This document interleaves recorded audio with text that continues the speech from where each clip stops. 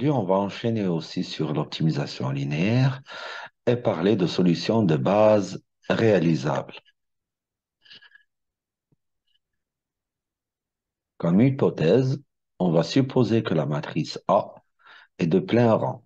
Ça veut dire que rang de A égale à M et que M est inférieur ou égal à N.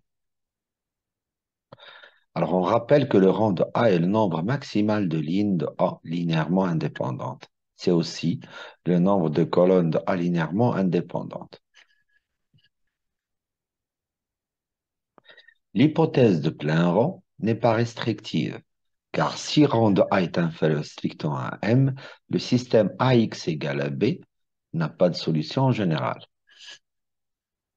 Alors que nous, on a besoin d'avoir une solution. Si rang de A est inférieur strictement à M et B appartient à l'image de A, alors dans ce cas-là, il y a des équations redondantes dans le système AX égale à B, qu'on peut donc supprimer pour obtenir un nouveau système de plein rang. Ça veut dire que les contraintes redondantes, on va les enlever. Et au lieu de travailler avec A, on va travailler avec une sous-matrice telle que les lignes correspondantes à ces contraintes redondantes vont être éliminées. Sous l'hypothèse de rang plein, le système AX égale à B admet toujours des solutions. Alors, si M est inférieur strictement à N, alors il y a une infinité de solutions, bien sûr. Cependant, si M égale à N, alors dans ce cas-là, la solution est unique. On a un système de Cramer. Et cette solution, elle vaut x égale a moins 1 fois b. Dans ce cas-là, il n'y a rien à maximiser. Du point de vue que l'ensemble réalisable contient un seul point, qui est a moins 1 fois b, alors ce point-là est obligatoirement le maximum. On n'a pas d'autre solution ou d'autre choix.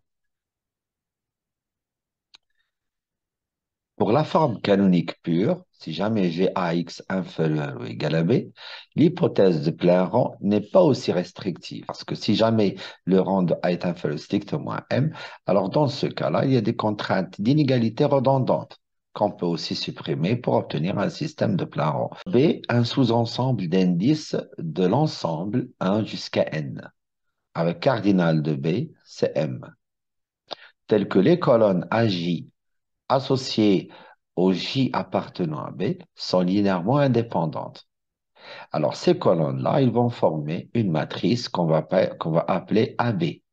Alors, cette matrice AB, logiquement, elle est inversible. Parce que du fait que A est de plein rang, elle est de rang M, et que nous avons M colonnes linéairement indépendantes, ça veut dire que la matrice AB est inversible et que son déterminant est différent de 0. Dans ce cas-là, on dit que B est l'ensemble des indices de base. De plus, les variables de base vont être les variables associées à ces indices appartenant à B. Les variables hors base, quant à elles, vont être associées aux indices qui n'appartiennent pas à B.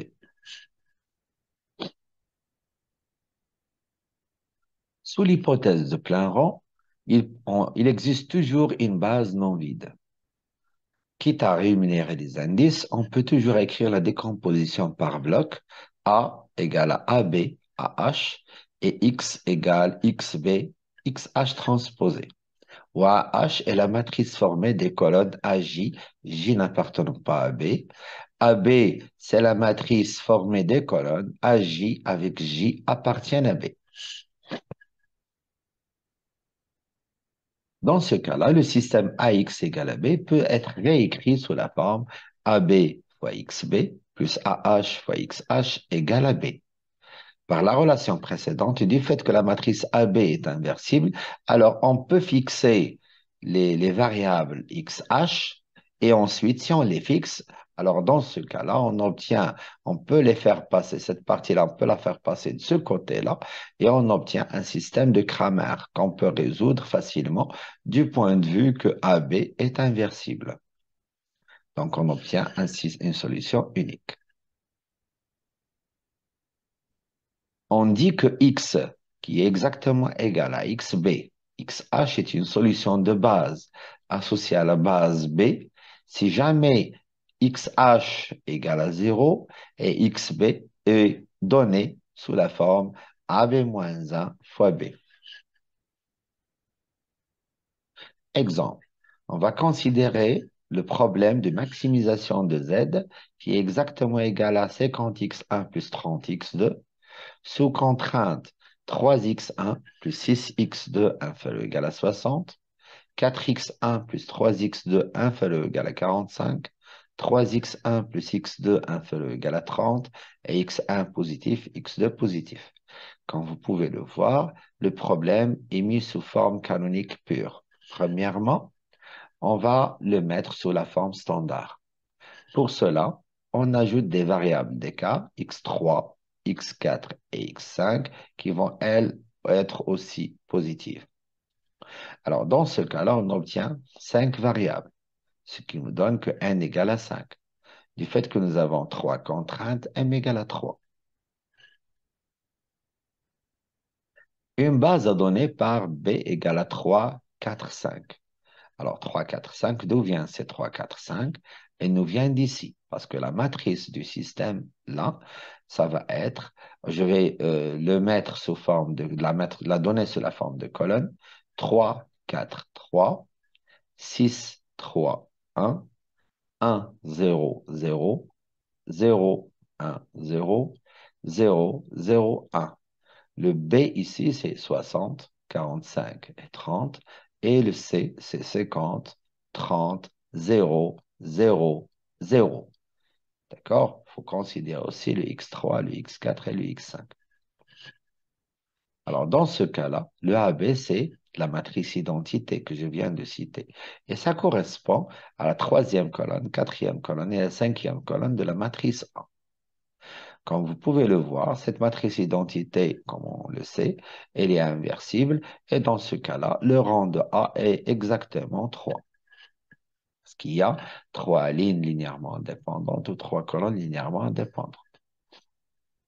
Une solution de base réalisable correspondante est 0, 0, 60, 45, 30. Comment on les a obtenues? On revient à notre système. On donne à x1 et x2 0.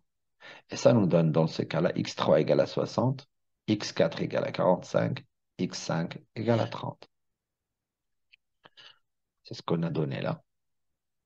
Alors, dans ce cas-là, les xh, les variables hors base, c'est x1 et x2 qui sont à 0, 0. Cependant, les variables de base, c'est x3, x4, x5 qui sont à 60, 45 et 30. Comme remarque, je voudrais dire que nous avons au plus CNM solutions de base. Ces solutions de base ne sont pas toutes réalisables. On peut trouver des solutions ici, parmi ces solutions-là. Il y aura des solutions qui vont être de base réalisables et d'autres qui vont être seulement de base, mais ne sont pas réalisables. Je rappelle que CNM, c'est n factoriel, le tout sur m factoriel multiplié par n moins m factoriel. Passons maintenant à quelques propriétés géométriques des solutions de base réalisables. On note DR, c'est l'ensemble réalisable qui est décrit par X appartenant à Rn tel que AX égale à B et X positif. Un polyèdre Q de Rn, il est défini par l'ensemble des X appartenant à Rn tel que AX inférieur ou égal à B. Et tout polyèdre borné est appelé polytope. Ce qui veut dire que si votre polyèdre n'est pas borné, donc on ne peut rien dire. Mais s'il est borné, alors dans ce cas-là, on retrouve un polytope. Un ensemble E est dit convexe si et seulement si lambda x plus 1 moins lambda y appartient à E pour tout élément lambda appartient à l'intervalle 0, 1 et xy appartient à E. Ça veut dire quoi? Si vous prenez deux points de cet ensemble convexe E, alors le segment tout entier entre ces deux points va être inclus dans E.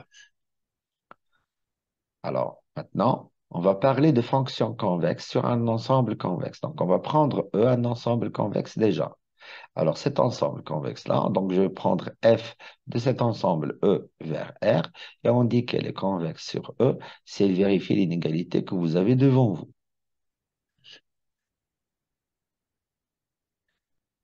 Comme propriété, l'ensemble des solutions réalisables de tout programme linéaire est toujours un polyèdre convexe fermé. D'accord? On ne sait pas si c'est un polytope, mais on sait que c'est un polyèdre déjà et qu'il est convexe et qu'il est fermé.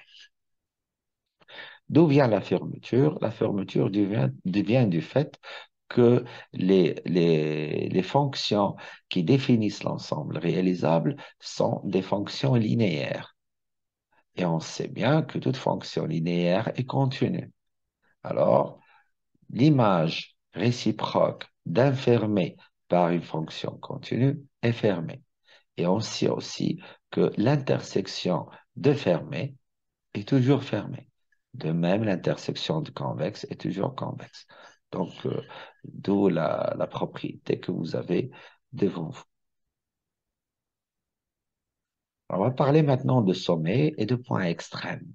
Un point X réalisable est un sommet ou point extrême si seulement si il n'existe pas de Y ni de Z, tel que Y différent de Z, tel qu'il vérifie que X c'est lambda Y plus 1 moins lambda Z, avec lambda entre 0 et 1.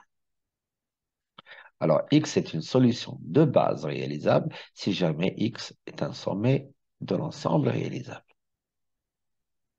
L'optimum de la fonction f sur t de R, s'il existe bien sûr, est atteint en au moins un sommet de R. Pourquoi j'ai dit ici s'il existe? Parce que si l'ensemble réalisable est vide, alors cet optimum n'existe pas. Et si l'ensemble réalisable est non vide, et que la fonction objective qu'on maximise n'est pas majorée sur cet ensemble réalisable, alors dans ce cas-là, l'optimum n'existe pas parce que ça va être, disons, entre parenthèses, égal à plus l'infini. Mais si jamais l'ensemble réalisable est majoré pour f, dans ce cas-là, on va obtenir une solution et cette solution n'est pas obligatoirement unique. Alors, d'où le fait de cette écriture, l'optimum de la fonction objectif f sur d de R, s'il existe, est atteint au moins un sommet de d de R. Alors, pour résoudre un problème linéaire sous forme standard, il suffit de se restreindre aux solutions de base réalisables. Et tout va se passer donc avec les solutions réalisables, dans les solutions de base.